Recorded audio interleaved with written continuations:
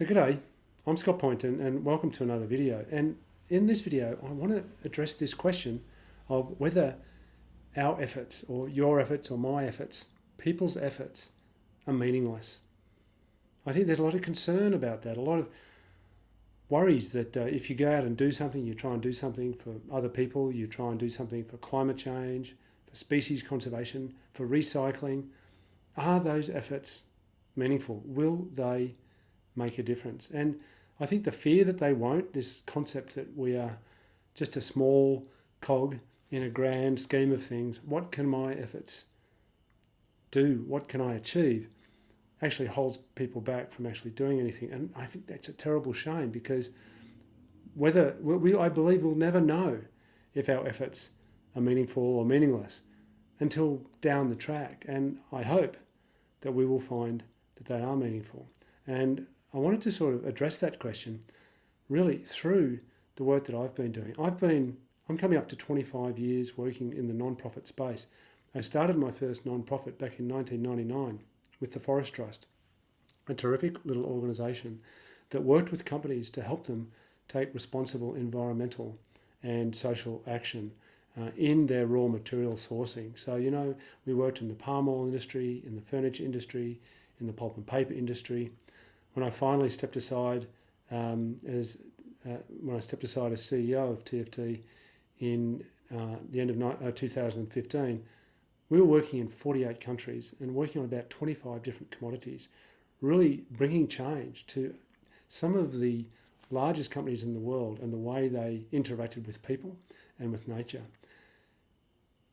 A few years, I stepped aside, I left, and I set up another foundation. I've got the Pond Foundation here. I don't know if you can see that. Working with Pond Foundation now, my new foundation. And as I say, I'm coming up to 25 years in this space of service, of trying to bring change in the world. And there's been a lot of successes on that journey. But at the same time, there's been a lot of failures and there's been a lot of frustrations.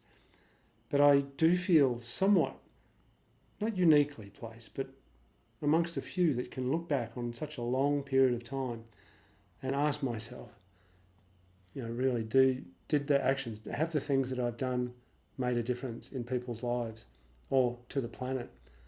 And I actually think that they have, and that they continue to do so. And that can be on the case in a very, very small way. I'm speaking to you here from Tamale in northern Ghana, where I'm working on an absolutely fascinating and magnificent project in partnership with two Pond Foundation members. One is What If Foods, a Singaporean-based food company, and Kasimagana, a local company here.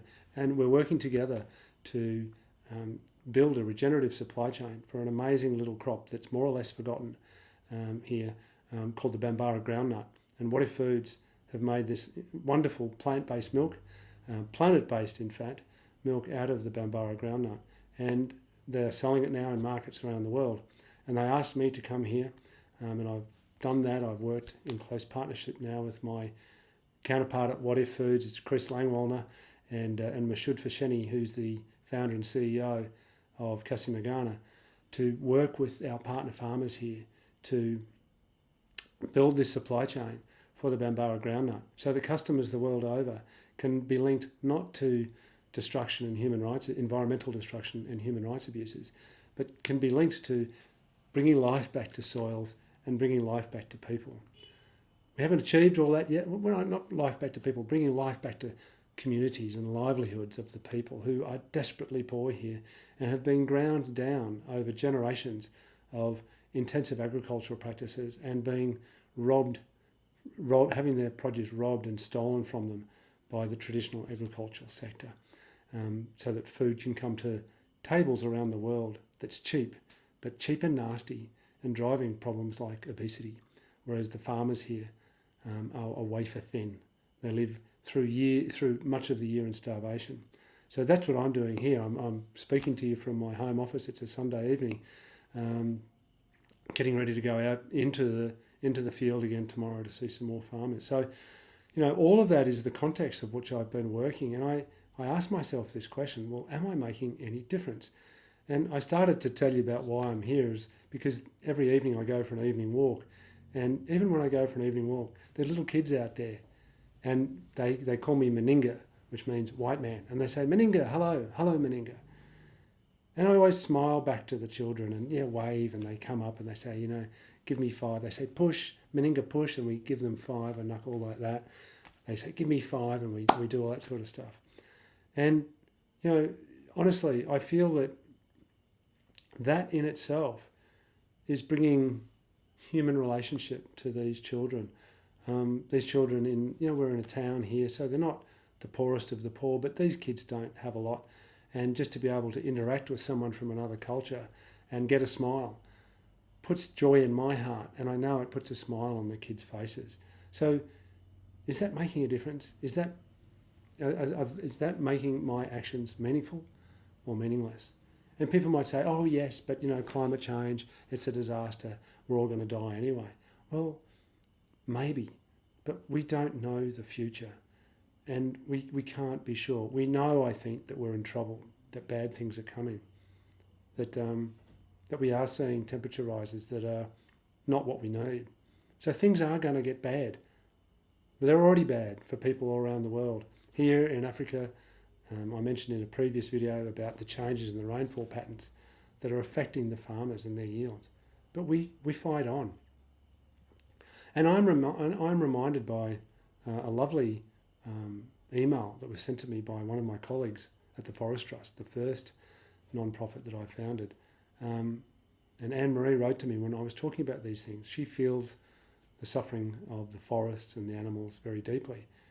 But she said, I know we're in trouble, but she was reminded of her grandmother who was diagnosed with cancer. And she said, we knew she had cancer. We knew she was dying, but we never stopped loving her. We never stopped caring for her. We never stopped smiling with her and being with her. And I feel that is a very meaningful thing to do. And of course, sadly, Anne-Marie's grandmother did pass. But she passed with love, surrounded by love in her heart. And I think we are facing a similar thing here.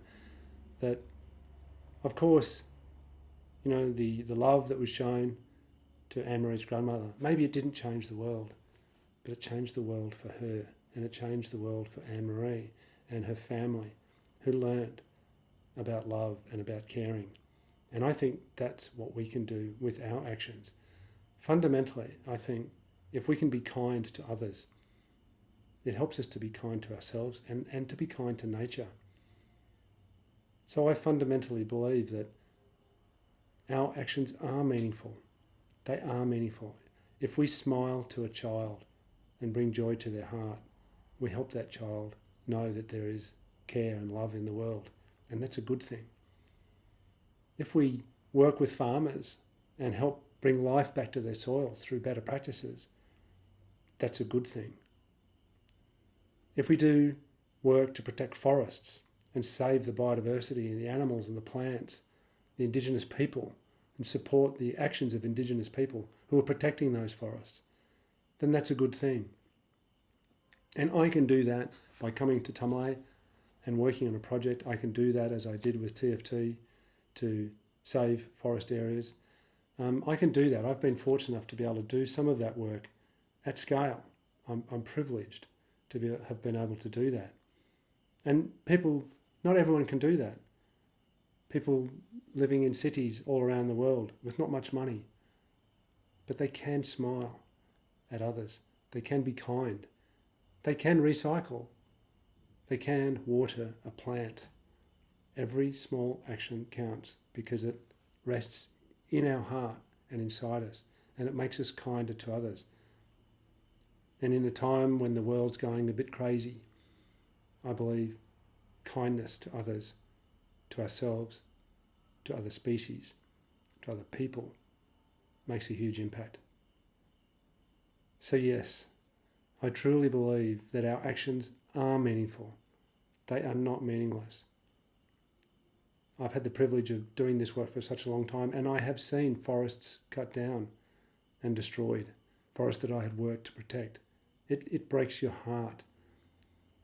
I am seeing the farmers' lives here being negatively affected by climate change. But I can do what I can do. And I urge and encourage you to do the same and not be blighted by despair that you feel that your actions aren't meaningful, because they truly are. I want you to feel positive about what you can do and go out into the world and do it. And you know what? If enough of us do it, we just might make a difference. Thanks so much.